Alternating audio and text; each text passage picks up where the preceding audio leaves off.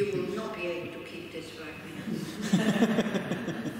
If you breathe in and you don't breathe out, you are not able to keep this 5 minutes. 10 seconds, 20 seconds, yeah. And then also things in here are working. Heart is beating, yeah, lungs are, with the air doing something, stomach is digesting, the blood is circulating. So like this, we constantly have to do something, even though maybe not actively, but the body has to do something, so that it doesn't turn in suffering of pain. So this is called suffering of change. That's kind of, it's easy to understand, but it's not easy to realize. Because what the Buddha calls, what we call pleasure and happiness, the Buddha calls the suffering of change. Like whatever you find, sense pleasures, whatever you find happiness in, if you continue to do the same thing, first it starts to get boring, and then it becomes suffering of pain. Yeah? If you have to continue eating, even the best ice cream, yeah, it will change in suffering of pain. If you have to listen to music, one piece of music, 24 hours a day, continuously, even the most wonderful whatever it is you like, will turn into suffering. You can't bear it anymore. Yeah. So like this is what called the suffering of change. So we can see it and we can understand it, yet we're still attached to all these pleasures, calling them real happiness. Now, pleasures are not suffering, but when we think that they're happiness, they lead to suffering. Because when you project, oh, I was so happy because I was able to listen to that music, then of course when you can't listen to the music, you think you're unhappy, and you become unhappy. Yeah? When you project that you're happy because you have this person, like also couples, it's such a classical example. You have a nice relationship, you get married, it's more or less happy, you're very attached to the person, and all of a sudden the person finds somebody else. Happens sometimes, often. Very often happens, And so if you are still attached to that person, you think, I can't live without that person. You even tell yourself, I cannot live without that person, and you totally forgot that you were quite a happy person before you met that person. So logically speaking, you can live without this person because you were happy before. So what are you saying? But we confirm to ourselves, I can't live without that person. When attachment is still there. When the attachment is missing and the aversion comes, it's, I cannot live with that person. So you see, I see you all smiling and nodding. So to understand these things intellectually is very easy. But then when it comes to reaction, we react totally differently. It would be cruel if I have a friend and her husband has just left her for a younger woman. It doesn't happen so much anymore at my age now. I'm almost 70. So then when they've been together for so long, it's quite stable. It happened when I was like 40, 50. Happened so much, that the husbands exchanged their wives for somebody 20 years younger. That's a lot of suffering. Because those 40, 50-year-old women think that they will stay together until they die or something. Yeah? But I would never have told one of them, oh, but you were happy before you met him. That would have been, it wouldn't help at such a moment. It wouldn't help, even though it's true. Because they would feel hurt and not understood. So it's much better, it's difficult. And yes, I can't imagine how it feels because I was never attached to people, strangely enough. So, I'm not saying it's right, I'm not saying I'm better than other people, but I never had this wish to be together the whole life with one person.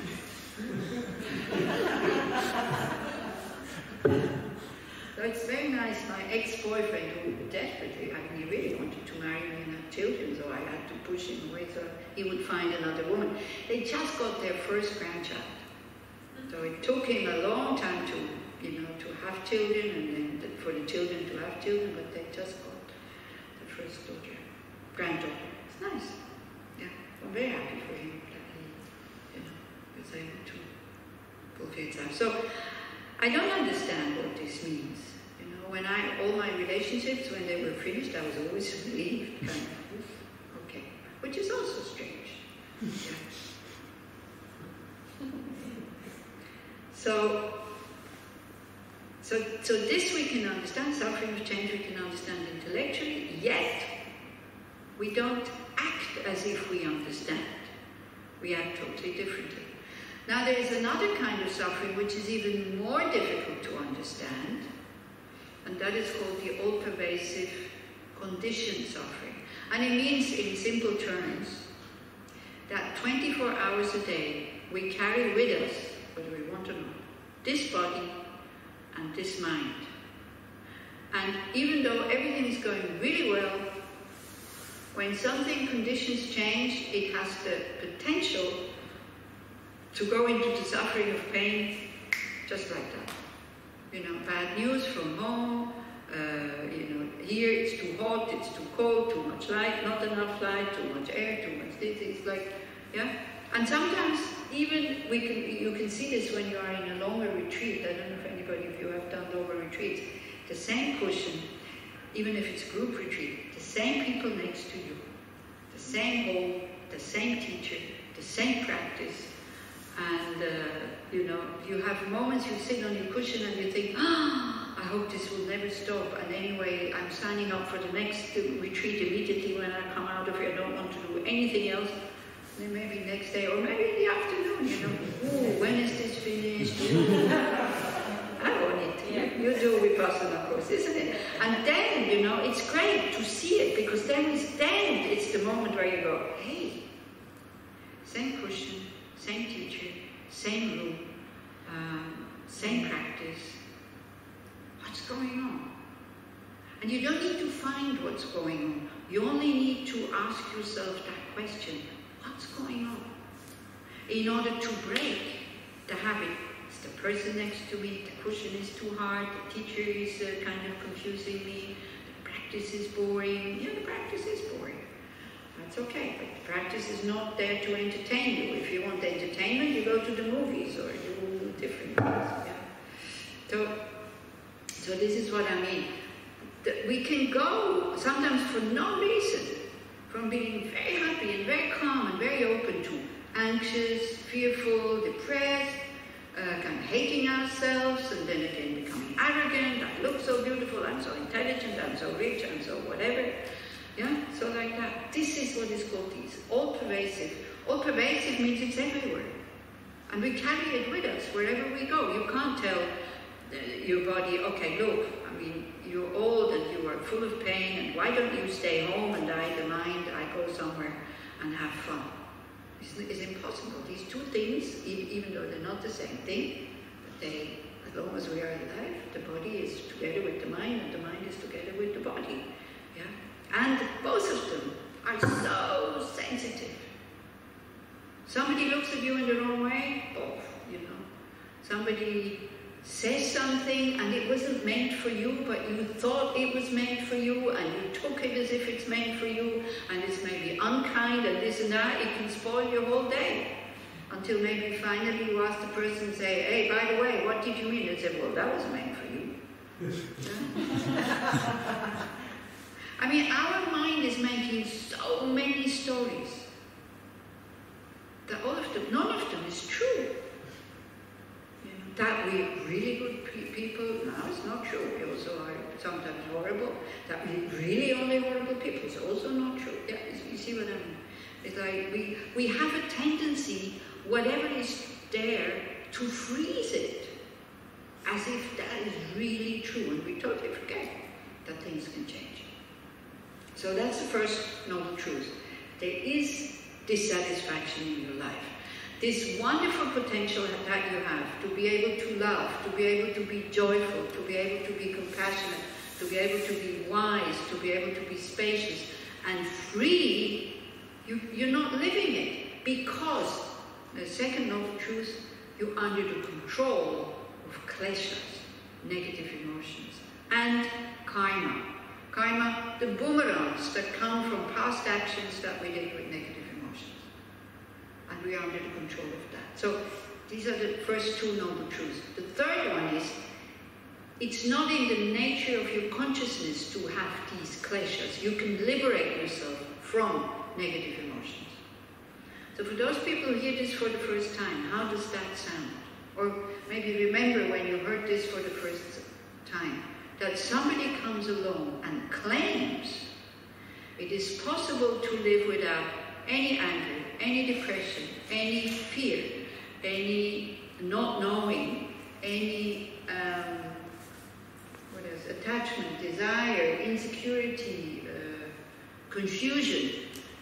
It's possible to live without any of this. Always, ever. What did it do to you when you heard this for the first time? Did you say, yay, no, I want to do this? Was it like this? Sounds boring. You go like me also, what? Yeah, it's okay. I said, also I even complained. It was a 1 month course and I complained. I said, look, I only came here to decrease my whatever I have a little bit. I don't want to get rid of it. I didn't believe it. I really did not buy it, that this is possible. It seemed so unreal.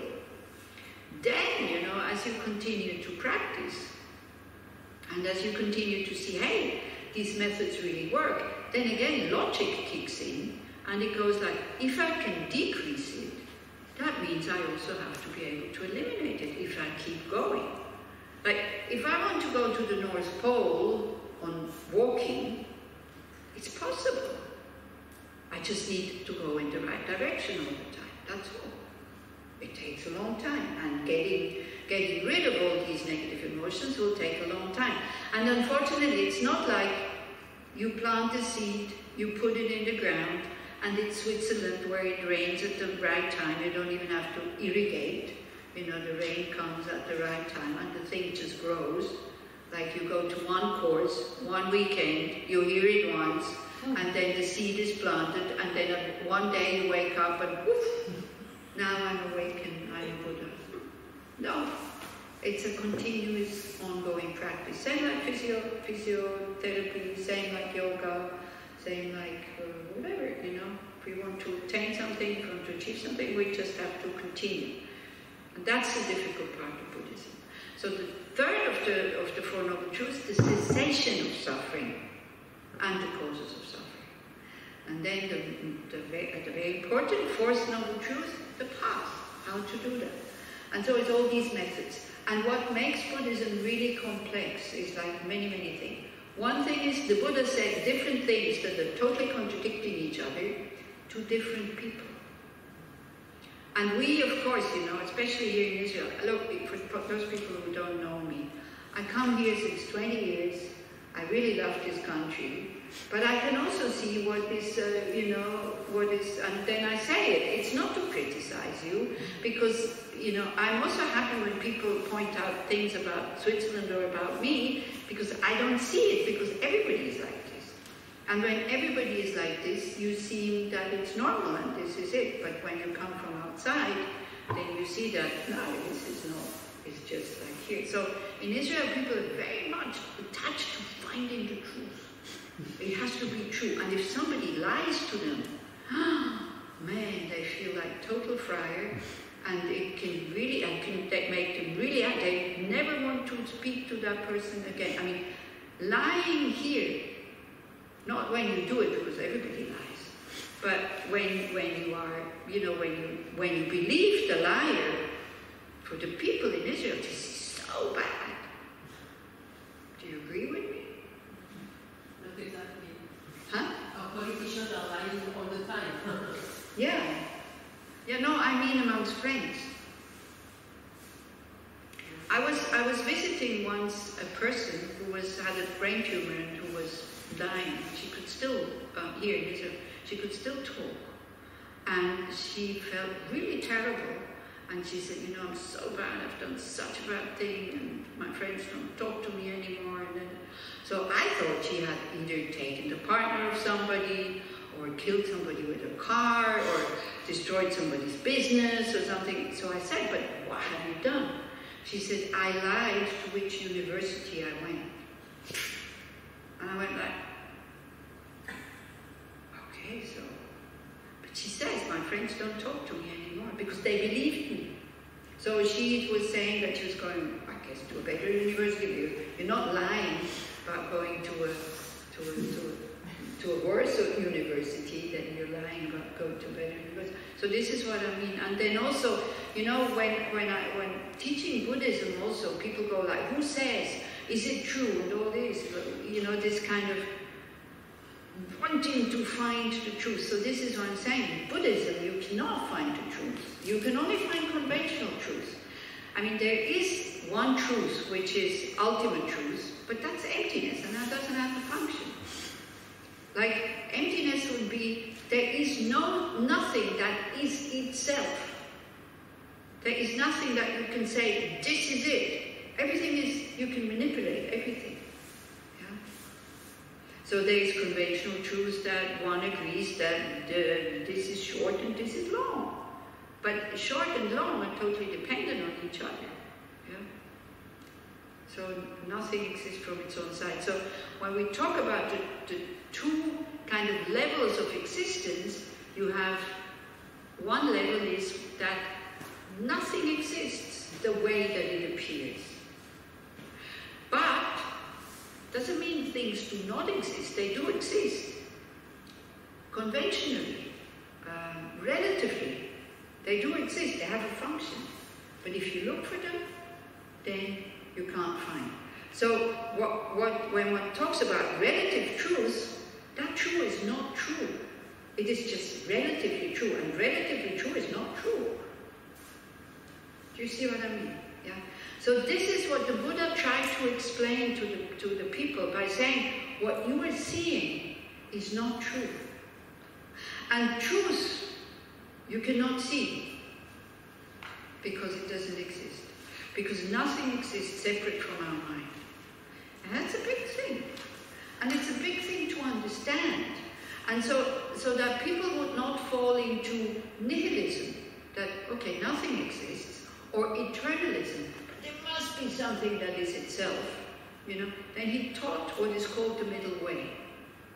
Things do exist, but they don't exist the way they appear. There is non-inherent existence. Yeah, so we're not there yet. It's in the 9th chapter.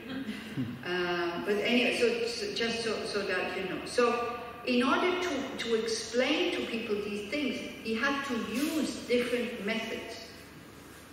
So out of that came different traditions, different schools.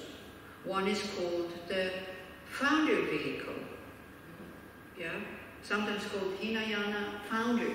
The one like the basis. Yeah, that's in Thailand. Out of that came Thailand, Laos, Sri Lanka, Burma, like these places. Sometimes called Hinayana, sometimes called Theravada. I really like the word founder vehicle because that is the first thing that he taught. He said, hey, look, there is true suffering. Yeah, Four Noble Truths. There's true suffering. There's true causes for this suffering. There's true cessation, and there's a true path. Okay? That's how he started teaching. But then a little bit further down the line, on the in Rajgir, on the Vulture's Peak, he said, when he expounded on the Heart Sutra, he said, there is no suffering, there is no causes, there is no cessation, and there's no path. There's no birth, there's no old age, there's no sickness, there's no death. There is no attainment, and there is also no non-attainment. Now you go and understand what I mean. So then people got a bit confused, which I understand.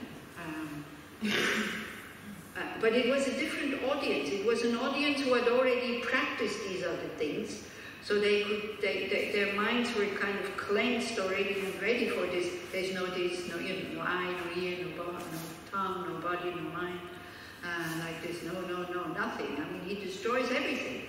He empties out the whole bucket. Everything that we collect, that's not. He just empties it all out. But you need to be ready to get these teachings. And then there was a third, main teaching where he kind of started to explain that what he taught first is relative truth. Relatively, there is suffering. Relatively, there is the causes of suffering. Relatively, there is the cessation of suffering, and there's a relative path to attain that. Ultimately, there is no suffering. Yeah? There is no causes, there is no cessation, there is no path. Okay? So the first teachings were for people to learn how to look after themselves, how to free themselves from their negative emotions, like the causes for the suffering, the causes for being reborn again and again and again and again and again and again under the control of negative emotions and karma, okay, without wanting it. Now, for those who are here for the first time, you will hear a lot of things that will not make sense. Doesn't matter. If you are interested in what I'm saying, you will go again to these courses because you have to hear it again and again and again and again. And then you will understand what I'm saying now. There is quite a lot of people who understand what I'm saying, yeah. And because it's not really a beginner's course also, although everybody is very welcome to come. And so this is how the Buddhist teachings kind of come into existence in the West, where people don't have time to do a 1-month course. They only have time for a weekend, yeah. So if you have time, if you have 1 month, and you go to Nepal or you go to India, and you do a 1-month course, you start very slowly. What is the mind? What is meditation? Who is the Buddha? All these kind of things over 1 month. So then you get A, B, C. Here you get K, L, M, N, O, and at the end it will fit anyway if you continue, right? If you don't continue, it doesn't really matter if you don't understand so much, doesn't it? Because as I'm saying, you need to be quite sharp, and you need to be staying at it. And Buddhism, I think it's Tsongsa Khenchen who says in a very nice way, it's like an onion, There's one layer after the other, so you see, that's the onion, and then you go, but where is the onion? So then you take off one layer, and another layer, and another layer. The more you take off, the less you have, and then at the end you have nothing. So that's Buddhism. And then you're free from suffering. And then life starts. But then again, when I'm saying the Buddha was an ordinary being, it doesn't mean that the Buddha is now an ordinary being just like us. So this is also the qualities of a Buddha's mind, like amazing, like having love and compassion and concern, like for all beings, whoever come into a Buddha's view. But they're not omnipotent. They cannot, if you don't have the karma to be helped, they cannot help you. If you have the karma to be helped, they can inspire you. I think they can fiddle around with our nervous system a little bit also. I'm not sure. I think, when you are with very high masters, the way you feel inspired and all this, I'm pretty sure they can touch one on a level that they don't need to go with fingers or touches or whatever. Just their presence actually is enough. So like this. So the first teachings were to liberate oneself. But then there was also beings who were kind of interested or, saying, but why just for myself? Why not? Why learn all this? How to liberate myself just for myself? Why not also then come back again and again and again and again? Because an awakened being comes back again and again and again and again, in whatever form is of benefit, in order to guide people, Liberate them is not such a good word, because you still have to make your own effort. Yeah? You also have to make effort to be liberated. But so they come back again and again and again and again until everybody else is liberated. Yeah? So there's two goals in Buddhism. One goal is you understand the causes for your suffering. That's one goal. You work at it through meditation and study. Study and meditation. Meditation and study. Study and meditation. That goes together. And your understanding of reality becomes more subtle and more subtle and more subtle until you see absence of inherent existence directly. Then you still have to kind of work on your habits a little while, a few lifetimes, but not many. And then, 7, isn't it? Yeah. It's like, compared to a Bodhisattva, it's very little. Yeah, so still, because you become, when you see emptiness directly, you become stream enterer. Then you know, stream enterer means you only go in the same direction. You cannot fall back anymore. Unless you don't realize emptiness directly, you can still fall back. Not so much though, but unless you have entered the path of accumulation. So you become a stream enterer, then you become a once returner, then you become a never returner, and then you become an arhat, somebody who's liberated. Yeah, so that is, so most of the people were attached to that goal, because much easier. And if you look now also, most of the people practice the founder vehicle. We have in Bern, we have a Tibetan Mahayana group upstairs, we have a Vipassana group downstairs. The Vipassana group there is much bigger than we are. Yeah? Also, you get the results much quicker because you meditate a lot. Yeah?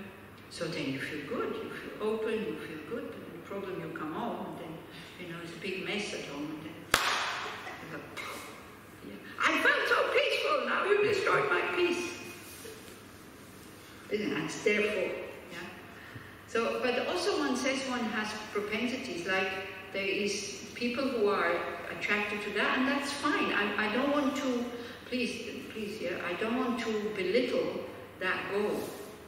Because just imagine if all the people would say, okay, I am like a Hinayana practitioner, I'm working for my own nirvana, so I'm not being reborn again, the earth could recover. Because the earth would be free from us, There would be no more human beings, how wonderful. No wars, no suffering, no more animals also, because there would be no more living beings, in the universe who create so much havoc. So what's so bad about that? And everybody would just be in a mind state that is peaceful. Now that can sound very boring, no? Just being peaceful. The ego. Huh? Yeah, the ego. The ego doesn't like it. The ego doesn't like it, but still the ego also wants peace. Yeah? So we all want peace because that would be our natural state. Would be peaceful. Yeah. So that's one goal. But then the other goal is to come back, to work further with what is called 6 perfections, again and again and again and again. Kind of working and accumulating a lot of positive energy, positive karma, and then you have the qualities of a Buddha, of a fully awakened being, and then you would be reborn again and again and again and again until everybody is liberated. But you are, how to say that? You are in control, and you can, again, I don't know if, when I say that to people who have never heard about Buddhism, and they think Buddhism is so logical, so down to earth, and connected to science and all this. As a fully awakened being, you can manifest in many, many different forms. Yeah? If you want to manifest in a human form, then of course you need father and mother. But sometimes not even then. So The qualities of the Buddhas are, as it says in the sutras, inconceivable. But they're not omnipotent. And there's many Buddhas, because, you see, the wish to be free from suffering, we all have it, isn't it? Everybody. I think that's probably the only thing that is really universal.